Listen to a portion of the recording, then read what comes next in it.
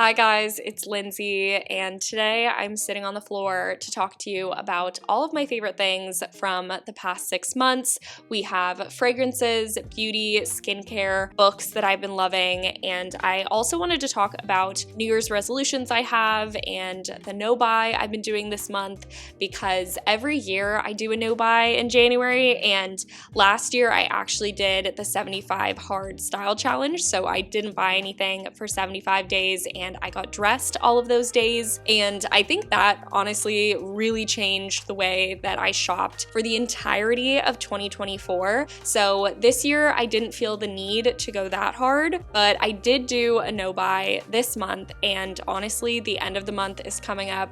I don't feel like shopping. I just find that so interesting. So if you haven't done a no-buy at all, I always feel like January is such a great month to do it, but February also works. I mean, if you live in LA, I feel like most people are saying the new year is starting in February, because this month just did not go as anyone planned, and it's still Q1, okay? We can still talk about resolutions, but I just wanted to mention that I didn't buy any of these products in the month of January. I've been using them for months. Starting with this air dry styler that I discovered, I think in October. This is a $12 styling gel for air drying your hair that has truly replaced all of the other products I was testing out. I feel like if you have fine textured, wavy or curly hair, you definitely understand the struggle. A lot of products designed for curly hair are too heavy, but you do need a little bit of hold and a little bit of grip to make your waves look their best, and this has been doing the trick for me. I apply it when my hair is wet, scrunch out the excess, and it truly does give air dry perfection, as it says. I might just run like a little bit of oil through the ends, and it's pretty low maintenance. I love it. A lot of people have told me that they think their hair is wavy and they don't know what to do, and I would suggest trying out this product when your hair is wet, scrunching out the excess and letting it air dry, because I think the two things I was doing wrong when it came to trying to air dry my hair were definitely not applying enough product,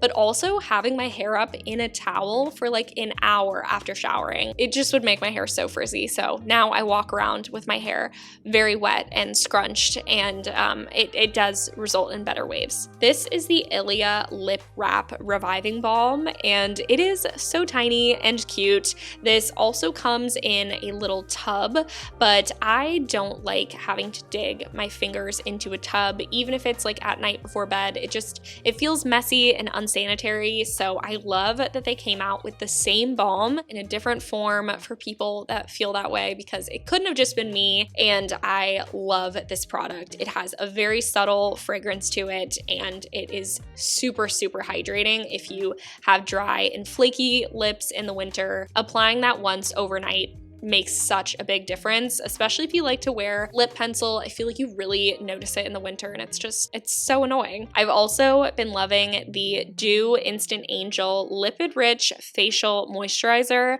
This is a fragrance-free moisturizer for sensitive skin that won't break you out, won't clog your pores. I've been using it every night with a hyaluronic serum underneath and exfoliating probably like 3 or 4 times a week, and my skin is not feeling as dry and painful as it can in the winter. I can make a YouTube short or a reel on my skincare routine if you would like that. I feel like it doesn't need to be a full YouTube video because I don't have that much to say about it. The fragrance I've been wearing every day since it came out is Glossier You Dew. It has the same amber base, but a strong amount of sandalwood and smoky frankincense and myrrh. This really is as if Santal 33 by Le Labo and Glossier You had a baby, because it has a sweet feminine side to it, but at the same time, it's still pretty musky and smoky, and I just have been absolutely loving it. I already applied it today,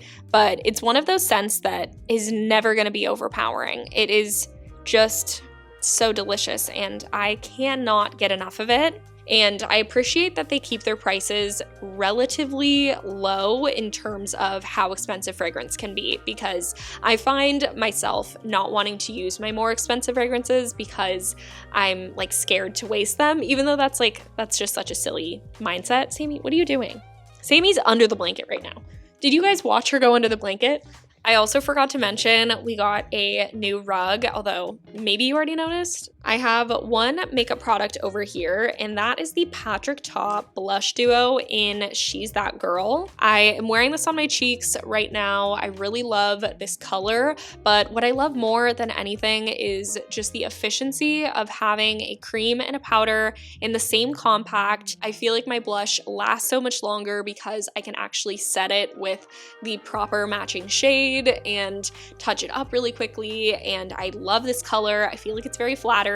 Now for some fashion favorites. The only one I really want to highlight is my GH Bass loafers, because these I purchased within the last 6 months, and they have become my everyday shoe. They're more comfortable than any other loafers that I've worn, and I think that's just because they're such a heritage brand. They really know what they're doing. They have a supportive insole, which does in fact make a difference. I wore these all over New York when we visited, walking like 10 or 20,000 step days, and my feet really didn't hurt that bad. I mean, they're gonna hurt regardless. That's a lot of walking, but in LA, they're perfect, and they are just super low profile, classic loafers, and I have a hard time wearing any of my other loafers now because they're just not as comfortable or lightweight. I could definitely see myself getting another pair, maybe in like brown or red. I've also been wearing my trench coat from Saison a lot. I got this in December, and it's just such a classy outer layer to throw on, and it's been cold enough here to actually wear it, and it just feels so much nicer than putting on a puffer. I never pictured myself owning something like that, but I went out on a limb and tried it, and I actually do really like it.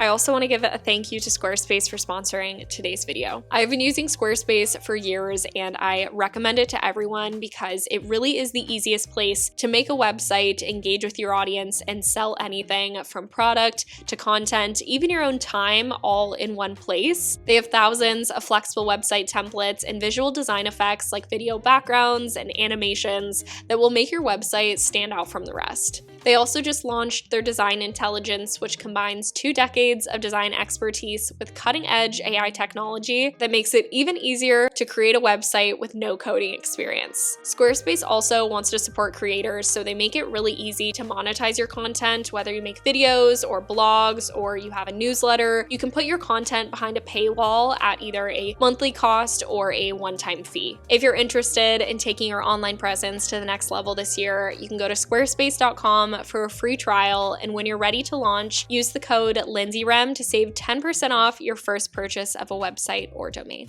I also splurged on quite a bit of jewelry in November, and I shared some of it in vlogs, but there's a couple pieces that came in a little bit later that I would love to show you. Most of my jewelry I keep in a vintage wooden jewelry box, but I've been keeping all of my smaller and more fine pieces in this tiny travel case, and it's really perfect for keeping things from tangling and just making sure you never lose your jewelry, because when you start to invest in more expensive pieces, the last thing you want is to misplace them. The most recent addition to my collection is on my left hand here, and it is this ring that says Sammy. I got it custom made by Jane Pope Jewelry, and it truly exceeded my expectations. It has such a cute hand-carved organic feel to it, and it fits a bunch of my different fingers, so I'm excited to like stack it with different bands. And then I also got this ID bracelet customized from Shop Gem Gossip, and it's really just the perfect tiny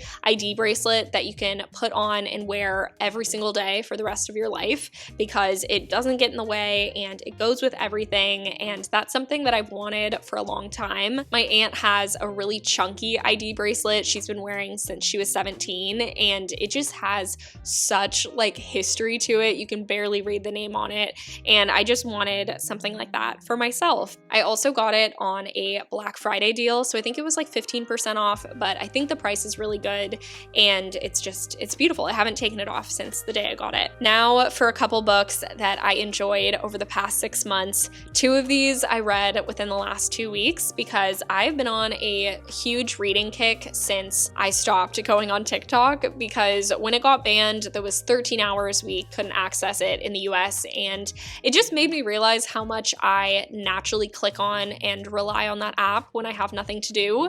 And so I challenged myself to see how long I could go without it and how much more time I would have. And so as a result, I've been reading a lot more. I feel like the last favorites video I made, I was in a book rut. I kept picking up things and not finishing them. And the book that got me out of that was The Guest. I only ranked this a 3 because I really was mad at the ending, but it is kind of a thriller based in New York and in the Hamptons and very bougie. She's doing things that you could never imagine. It's very, very fun, very engaging.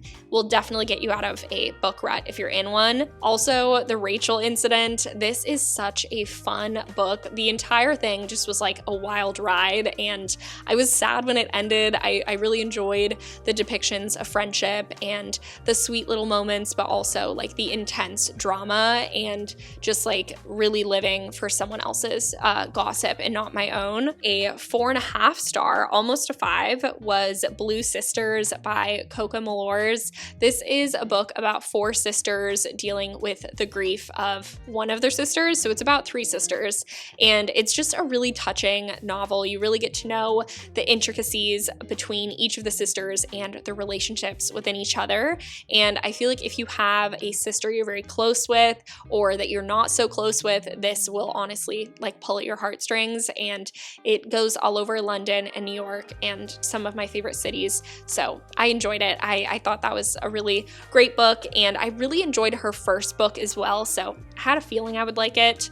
I also have 2 cookbooks that I am trying to cook through more because I am trying to cook 1 new recipe a week, and so far that has been going very well. But I'm also trying to cook through more of my cookbooks because there is just something really nice about the tactile experience of cooking out of a book. This is Justine Cooks. It is a lot of pescatarian and plant-based recipes. I feel like she cooks and eats very similar to me. We have a similar flavor palette. I've loved every recipe I've made from her blog. And then this is Nothing Fancy by Alison.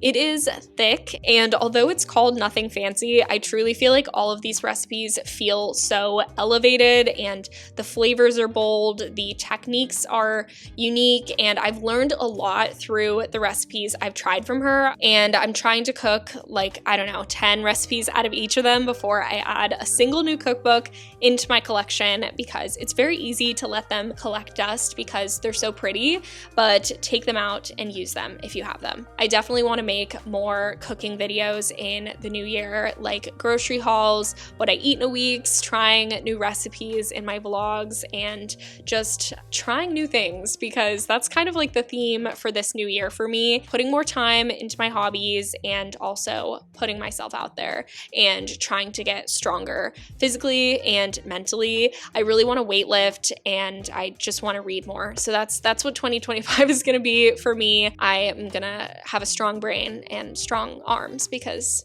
as much as I love Pilates, I just feel like I'm not reaching my full potential. So I signed up for a group fitness class, and I will definitely be vlogging it and letting you guys know how that goes, because we are all in this together. My camera is blinking at me. I need to stop talking, but I hope you enjoyed hearing about what I've been loving. I would love to know what you've been reading, what hobbies you've been into, and what your intentions are for 2025. And I will see you guys with some new content very soon. Bye, guys.